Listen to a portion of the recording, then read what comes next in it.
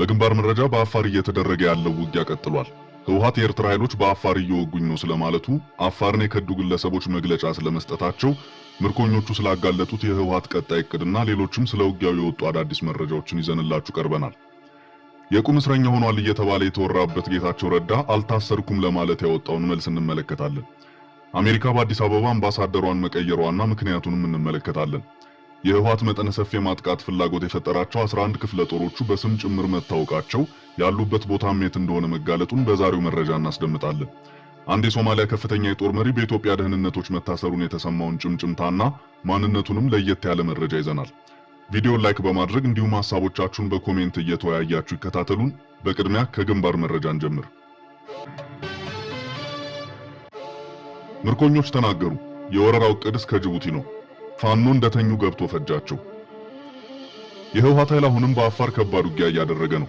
ወደ ኋላ ፈግፍጎበት በነበረው በረሃሌ እስከ ዛሬ ማለዳ ድረስ እጅግ በጣም ከባድ ውጊያ እየተደረገ እንደሆነ በግንባር የሚገኙ የፈታ ዘጋቢዎች አረጋግጠዋል። በበረሃሌ እየተደረገ ባለው ውጊያ የህወሓት ኃይሎች ከባድ ኪሳራ እየደረሰባቸው ሲሆን ብዙ ኃይሎችም ተማርከዋል። ከአፋር የከዱ በርከት ያሉ ግለሰቦች ለህወሓት ቦታ እየመሩ የራሳቸውን ህዝብ እያስወጉ ይገኛሉ። ከነዚህ ባንዳዎች መካከል ትላንት ህወሓት መንገሌ የተባለውን የአፋር ተወላጅ መግለጫ እንዲሰጥ አድርጎት ነበር። መንገሌ በሰጠው መግለጫ የህወሓትን ጦር እየወጋ የሚገኘው የአፋር ልዩ ኃይል እንዳልሆነ ተናግሯል። በህወሓት ላይ ጥቃት በመክፈት ከባድ ኪሳራ እያደረሰ የሚገኘው የአፋር ልዩ ኃይል ወይም ህዝብ ሳይሆን የአጋር አካላት ወይም የኤርትራ ወታደሮች ናቸው ብሏል። በነገራችን ላይ ህወሓት ይህን አባባል በተደጋጋሚ ጠቅሶታል። ይሁን እንጂ እውነታው ህወሓትን እየቀጠቀጡት የሚገኙት የአፋር ኃይሎች ብቻቸውን ነው። የአፋር ልዩ ኃይል የአፋር ሚሊሻና ህዝባዊ ሰራዊት ብቻውን በክላሽ ገጥመው ነው የፈጃቸው። የኤርትራ ኃይሎች ከአፋር ልዩ ኃይል ጋር ተቀላቅለው ህወሓትን አንድም ቦታ ላይ አልወጉም። ህወሓት ይህን ዘዴ እየተጠቀመ ያለው የአፋር ኃይሎችን ድል ለማኮሰስና ሞራላቸውን ዝቅ ለማድረግ ነው። ይህን አይነት የፕሮፓጋንዳ አካሄድ አማራ ክልልን በወረረበት ወቅትም ሲጠቀምበት እንደነበር ይታወቃል። ለህወሓት ሲካድሙ መንገድ ሲመሩ ፀሐይ ሲያራግቡ የነበሩ በአንድ የአፋር ተወላጆች በትላንትናው ዕለት 20 ያክሉ ለአፋር ልዩ ኃይል እጅ ሰጥተዋል። እጅ የሰጡት ግለሰቦች ተሳስተናል፣ ህዝባችንን ወግተናል፣ ሳናውቅ ነው ብለዋል። የአፋር ክልል እነዚህን እጅ የሰጡ የአፋር ተወላጆችን ወደ ማረፊያ ቤት አስገብቷቸዋል። ግለሰቦቹ እንደተናገሩት ህወሓት አፋርን ሙሉ ለሙሉ የመውረር እቅድ አለው። አፋርን በሙሉ ወሮ የጅቡቲን መስመር በመቆጣጠር አፋርን ወደ ትግራይ ክልል በመጠቅለል የሚያልማትን ታላቋን ትግራይ መመስረት እንደሚፈልግ የተያዙት ግለሰቦች ተናግረዋል። በኤረበቴ ወረዳም አልፎ አልፎ ውጊያ የነበረ ሲሆን በዚህም ከባድ ኪሳራ ደርሶባቸዋል። በዚህ ግንባር የአፋር ኃይሎች በቆረጣ በመግባት በርካታ የህወሓት ታጣቂዎችን እርምጃ ወስደውባቸዋል። ስናይፐርና ብሬን ጨምሮ በርከት ያሉ የጦር መሳሪያዎችንም ማርከዋል። በራያ ቆቦና በሰቆጣ ግንባር ምንም አይነት እንቅስቃሴ የሌለ ሲሆን ባዲ አርቃይ የተራቡ የህወሓት ተዋጊዎች የሚበላ ፍለጋ ወጣ ገባ ሲሉ እንደነበር የደረሰን መረጃ ያመለክታል። ባዲ አርቃይ ግንባር 20 የሚሆኑ የህወሓት ኃይሎች ጫካ ላይ እንደተኙ መረጃ የደረሰው ፋኖ በሌሊት በደፈጣ በመግባት 20ዎቹንም እርምጃ ወስዶባቸዋል። 19ኙ ስናይፐር ታጥቀው የነበረ ሲሆን አንደኛው ብሬን ይዞ ነበር። ባዲ አርቃይ ያለው ፋኖ በትላንትናው ዕለት ብቻ ራሱን 19 ስናይፐር እና 1 ዲሽቃ አስታጥቋል። ወደ ቀጣይ ርዕሳችን አለፍን። ጌታቸው ረዳ ለመታሰሩን አለውኝ ሲል ተደመጠ። በሰላም ጊዜ ለጦርነት መዘጋጀት የሚል ተዘጋጅ ሲል አሁንም ጦር ጉሰማ ላይ ነው። ከትላንት ወዲያ ጌታቸው የተለመደ የትዊተር ልጠፋና ልፈፋው ረዘም ላለ ጊዜ ሲጠፋ ሰውየው በሚጠፋው መረጃ ይሁን በውስጥ ችግር ብቻ በሆነ ምክንያት በቤት ውስጥ እስር ላይ ነው ሲባል ነበር። አጅሬው ታዲያ አሁን ላይ አለሁኝ የሚል መልእክት ያለው መልስ በፌስቡክ ላይ አስፍሯል። ትላንትና ዓለም አቀፉ የህግ አዋቂ ጆርዳን ማት ጌታቸው ረዳ መቀሌ ውስጥ በቁም እስር ላይ እንደሚገኝ በትዊተር ገጹ ካሰፈረ በኋላ እውነት ህወሓት የገዛ ምላሱን አስሮ ይሆን ብዙዎች መነጋገር ያርገውት ነበር። የጌታቸው ማህበራዊ ሚዲያ መጥፋት የወለደ ሐሳብ ይሆናል ተብሏል። ገና ጌታቸው ዛሬ ላይ ስለ ደብረ ጽዮን እየተደራደርን ነው ቃለ መጠይቅ አስመልክቶ በዛው አስታኮ አለሁኝ መልስ አውጥቷል። ጌታቸው ረዳ ደብረ ጽዮን ለቢቢሲ በሰጠው ቃለ መጠይቅ ያሳየው የኛን የሰላም ወዳድነት፣ የሰላም ፈላጊነት ነው። ጠላቶቻችን የጣሉብንን ዕቀባ ለመስበር በምንታገልበት በዚህ ጊዜም ስለ ሰላም ያለንን ሐሳብ ነው የሚያሳየው ሲል አንድ ያለ ቦታ የገባች ጥቅስም አስቀምጧል። ህዝባችን እንደሚለው በሰላም ጊዜ ለጦርነት ተዘጋጅ ነው ነገሩ ብሏል። ታዲያ ለጦር ጉሰማው ምን አገኘና ሁሉን አስበልተህ ሲኦል ልትወርድ ነው የሚል የተቃውሞ ቅጥቀጣ በኮሜንት ተከናንቧል። እንደሌላው ጊዜ ጀግናው የሚል ማንቆለጳጰሻ አልታየም። አሁንም ጦርነት የምትለው ምን አተረፍክ እስካሁን ምን አስገኘ የሚል ጥያቄ ጎርፎለታል። ወደ ቀጣዩ ርዕሰ ጉዳያችን ስንወስዳችሁ ህወሓት አፋርን ማረኩ ሲል ቅስቀሳ እየሰራ ነው። የራሱን ስራ አዙሮ ለአፋር ለጥፏል።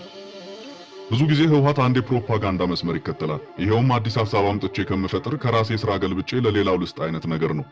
ህፃናት ለጦርነት ማዝመቱ፣ ሐሽሽ አስጭሶ ግንባር ላይ መላኩ፣ ወታደሩን ወደ ኋላ እንዳይመለስ ከጀርባ ገዳይ ቡድን የማሰለፍ ስልቱ ምኑ ቅጡ። ህወሓት ያደረገው ኢሞራላዊ ኢሰብአዊ ድርጊት ሁሉ መልሶ ጠላት የሚለውን ለመክሰስ ይጠቀምበታል። የራሱን ጉድ መልሶ ለሌላው መለጠፍ አመሉ ነው።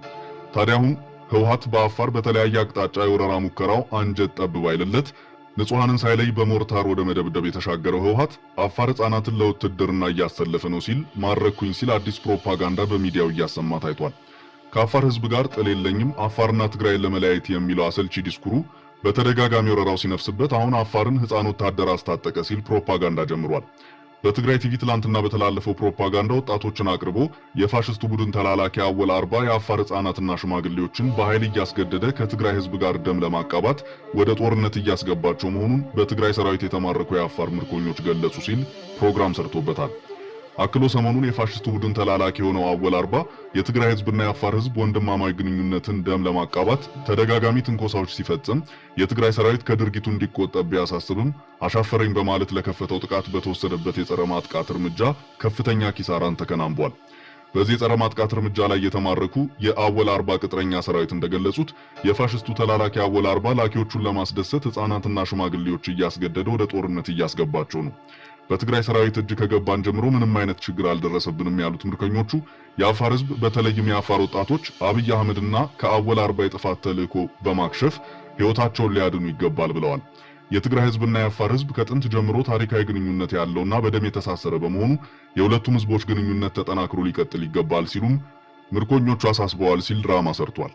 የሌባ አይነ ደረቅ መልሶ ልብ ያደርቅ ይሉታል ይሄ ነው። በሌላኛው መረጃችን ህወሓት መጠነ ሰፊ ጥቃት አስቧል። 11 ክፍለ ጦር ከነስማቸው ታወቁ። ከሽሬና ተንቤን አቅጣጫ በሁለት ሳምንት ብዙ ሰው መሰብሰቡና ግንባር ላይ ማራገፉ ተጋለጠ። የህወሓት አዲስ የወረራ ዕቅድ የሚያሳይ መረጃ ወጥቷል። ይሄውም ህወሓት አሁን ምልመላውን ቀጥሎ ከተለያዩ የትግራይ አካባቢዎች ቁጥሩ የበዛ ሰው በአማራ ክልል ላሰበው ዳግም የወረራ ሙከራ አምጥቶ ግንባር ላይ እያራገፈ መሆኑን ነው። ህወሓት በተለይ ወልቃይት ላይ ሰፋ ያለ ጥቃትና ለመውረር በዚህ ሳምንት ከትግራይ ሽሬ እንዲሁም ከተንቤን አቅጣጫ በዚህ ሁለት ሳምንት ውስጥ በአዲያርቃይ፣ በዲማ፣ በጠለምት ወረዳና በዋልድባ በኩል ብዛት ያለው ኃይል በሌሊት በመኪናና በእግር በማጓጓዝ ወደ ግንባር እያስጠጋና ለዳግመኛ ወረራ እየተዘጋጀ መሆኑ በግልጽ ታውቋል። በዚህ ግንባር አሰፍስፎ የሚገኙ የህወሓት የሽብር ክፍለ ጦሮች ባድመ፣ አለውዬ፣ አላጎን፣ ደደቢት፣ መተከልና ሀየት የሚል ስም የተሰጣቸው መሆኑን ተመልክቷል። እነዚህ ስድስቱ ተለጣጥፎ የተሰሩ ክፍለ ጦሮች ታዲያ አሁን ላይ ከአዲያርቃይ፣ አርማዲጋ፣ በረሃዋዛና በማይጠብሪ በኩል ተሰልፈው እንደሚገኙ ለማወቅ ተችሏል። በተጨማሪም ተከዜ፣ ቀይ ኮከብ፣ ሰቲት፣ ጽናትና ውልቃይት የተባሉ 5 ክፍለ ጦሮች ከኋላ ህወሓት አዘጋጅቶ እንዳሰለፈ መረጃ መገኘቱ ተነግሯል። እነዚህ 5ቱ ክፍለ ጦሮች ደግሞ ከማይጸብሪ እስከ ፍልውሃ በሜዳ ስላሴ በኩል የሚሸፍነው ስፍራ ላይ ከኋላ ተጠባባቂ ሆነው መቆማቸውን የወጣው መረጃ ያመለክታል። በተከታይ ርዕሰ ጉዳያችን አሜሪካ የኢትዮጵያ አምባሳደሯን ቀየረች። አምባሳደር ጊታ ፓሲ ተሰናብተው ሌላ ዲፕሎማት ተሹመዋል። አምባሳደር ጊታ ፓሲን በጊዜያዊነት በመተካት በኢትዮጵያ አሜሪካ መንግስት ጊዜያዊ ጉዳይ አስፈጻሚ ሆኖ መሾማቸው የተገለጸው ዲፕሎማት ትሬሲ አን ጃኮንሰን ናቸው። የአሜሪካ የውጭ ጉዳይ መስሪያ ቤት ሹመቱን በተመለከተ ባወጣው መግለጫ ላይ አዲሷ ጉዳይ አስፈጻሚ የሚተኩት በስራ ላይ ያሉት አምባሳደር ጊታ ፓሲ ጡረታ ወጥተው በሌላ ስራ ላይ መሰማራት በመፈለጋቸው መሆኑን ገልጿል። ከዚህ በፊት ኮሶቮን፣ ታጂኪስታንንና ቱርክሜኒስታንን ጨምሮ በተለያዩ ሀገራት የአሜሪካ አምባሳደር ሆነው የሰሩት ጃኮብሰን አሜሪካ ከኢትዮጵያ ጋር የሚኖራትን ግንኙነት ይመራሉ ሲል የውጭ ጉዳይ መስሪያ ቤቱ በመግለጫው አመልክቷል። የአሜሪካ የውጭ ጉዳይ መስሪያ ቤት ኃላፊው አንቶኒ ብሊንከን አምባሳደር ትሬሲ አን ጃኮብሰን ለዚህ ኃላፊነት ሲመርጡ በሰሜን ኢትዮጵያ ያለው ጦርነት እንዲያበቃ አስቸኳይ ተኩስ አቁም እንዲደረግ፣ የሰብአዊ መብት ጥሰቶች እንዲቆሙ፣ እርዳታ ያለ ገደብ እንዲቀርብ፣ ግጭቱን የሚያስቆም ድርድር እንዲደረግ አምባሳደር ጊታ ፓሲ ሲያከናውኑ የነበረውን ተግባር ይቀጥሉበታል ተብሏል። በአዲሷ ጉዳይ አስፈጻሚ የሚተኩት በአዲስ አበባ የአሜሪካ አምባሳደር ሆኖ ከ1 ዓመት ላነሰ ጊዜ ያገለገሉት ጊታ ፓሲ በአሜሪካ የውጭ ጉዳይ መስሪያ ቤት የአፍሪካ ጉዳዮች ምክትል ረዳት ሆነው ሰርተዋል። በተጨማሪም ወደ አዲስ አበባ መጥተው የአሜሪካ አምባሳደር ሆኖ ከመስራታቸው ቀደም ብሎ ጊታ ፓሲ በጎረቤት ሀገር ጅቡቲና ቻድ ውስጥ የአሜሪካ አምባሳደር ሆነው አገልግለዋል። በአፍሪካ ቀንድ የአሜሪካ የቅርብ አጋር ሆና የቆየችው ኢትዮጵያ በሰሜን ኢትዮጵያ ትግራይ ውስጥ የተቀሰቀሰውን ጦርነት ተከትሎ ግንኙነታቸው ለ1 ዓመት ያህል ሻክሮ የቆየ ሲሆን በአሁኑ ወቅት በሁለቱም ወገን ግንኙነታቸውን ለማሻሻል ጥረት እየተደረገ ነው።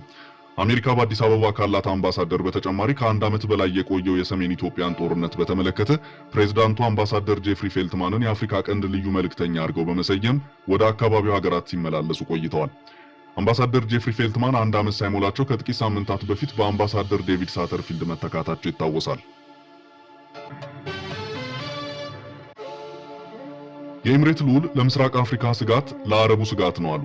ህወሓት መጥፋት እንዳለበት አቋም እንዳላቸው ተመለከተ። ከሰሞኑ ጠቅላይ ሚኒስትር አብይ ወደ ኢምሬት ተጉዞ እንደነበር ይታወሳል። ከልዑል ሼክ መሐመድ ጋር ተገናኝተው ስለ ትግራይ አማጺዎች ተነጋግረው እንደነበር ዛሬ አንድ የኢምሬት ሚዲያ ይፋ አድርጓል።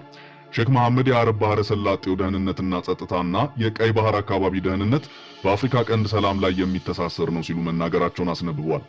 የህወሓት አማጺ ቡድን የአብይና የሼክ መሐመድ መነጋገሪያ አጀንዳ እንደነበር ያነሳው ሚዲያው የኢምሬቱ ልዑል የህወሓት መወገድ ለአረብ ሰላጤውና ለቀይ ባህር ሰላም አስፈላጊ መሆኑን በገደምዳሜው አቋም መያዛቸውን የሀገሪቱ የዜና ዋና ሚዲያ የሆነው ዋም አስደምጧል። ለተባበረ የቀጠና ሰላምና ጸጥታ የተዋጣለት የቀጠናዊ ደህንነት ስራ መሰራት እንዳለበት መናገራቸውን የጠቀሰው ሚዲያው ህወሓትን በተዘዋዋሪ ለአረብ ባህረ ሰላጤና ለቀይ ባህር ሲባል ጠንከር ያለ እርምጃ እንዲወሰድበት የሚሹ መሆኑን ንግግራቸው ግልጽ አድርጎታል። ኢምሬት በዚህ ጦርነት በተለይ መከላከያን በዘመናዊ የውጊያ አቅም ስትገነባና ስታግዝ የነበረች መሆኑ በተደጋጋሚ የተነገረ ነው። ህወሓት ሸዋሮቢት ከደረሰም በኋላ አቅማቸው ከፍተኛ የሆኑ ድሮኖችን መስጠቷ የተነገረ ጉዳይ ነው። አሁንም ላይ የአማጺው መኖር ኢምሬት እንደ ቀጠና ስጋት አድርጋ የምታይ መሆኗም ግልጽ ሆኗል። ወደ መጨረሻው መረጃችን አለፍን። የሶማሊያ መንግስት ከፍተኛ የጸጥታ ባለስልጣን ኢትዮጵያ ውስጥ ታሰረ ተባለ። የኢትዮጵያ ደህንነቶች የሶማሊያ ፖሊስና ፓራሚሊተሪ ዋና ሰውን መያዛቸው እየተናፈሰ ይገኛል። የሶማሊያ ፌዴራል መንግስት ከፍተኛ የጸጥታ ኃይል ባለስልጣን የሆነው አህመድ ዲሪር ኢትዮጵያ ውስጥ በቁጥጥር ስር ውሏል እየተባለ ነው። ሰውየው የልዩ ኃይሉ ሐረማካድ ፖሊስና የሶማሌ ልዩ ኃይሎች ፓራሚሊተሪ ኮማንደር መሆኑ ተገልጿል። ኮማንደሩ እሁድ ዕለት ኢትዮጵያ ውስጥ በደህንነት ኃይሎች ተይዟል የሚል መረጃ በስፋት እየተነገረ ነው። የኢትዮጵያ መንግስት ስለዚህ ያለው አንዳች ማረጋገጫ እስካሁን የለም። ኢትዮጵያ ባለስልጣኑን ለምን እንዳሰረች ግልጽ ባይሆንም ሶማሊያና ኢትዮጵያ በደህንነት መስክ የቀጠለውን ትብብር የሚያመላክት ይሆናል ተብሏል። ባለፈው ዓመት የኢንሳ ቀድሞ አለቃ የሆነ ሰው ከቱርክ መልስ በጅቡቲ አርፎ በጅቡቲና ሶማሊያ የጸጥታ ኃይሎች ለኢትዮጵያ ተላልፎ እንዲሰጥ መደረጉ የሚታወስ ነው። ታዲያ ለፎርማጆ መንግስት ሲባል ኢትዮጵያ ይህን ሰው አስራለች የሚል ግምት አለ። ታስሯል የተባለው አህመድ ዲሪር የፓራሚሊተሪ ክፍል አመራር የነበረ ሲሆን በሶማሊያ ያለ ፍርድ ቤት ያለ ህግ ውሳኔ ግድያዎችን የሚያደርግ ሲባል ክስ ሲሰነዘርበት ነበር።